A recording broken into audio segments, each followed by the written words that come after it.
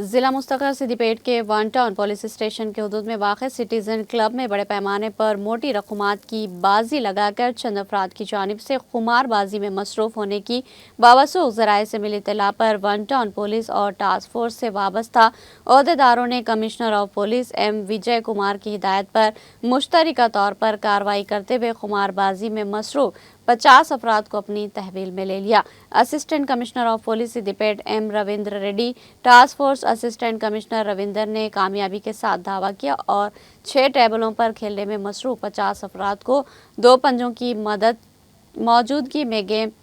ضابطے کی کارروائی انجام دے کر رنگے ہاتھوں گرفتار کر لیا۔ محروس افراد کی تفتیش کرنے پر 2 ملزمین نے گوگل پے اور فون پے کے ذریعے رقمی ادائیگی کرنے کا اعتراف کر لیا۔ مزید 5 افراد کے پاس 20 پلاسٹک کے کوائنز پائے گئے۔ 23 افراد نے تحقیقات پر بتایا کہ خمار بازی کرنے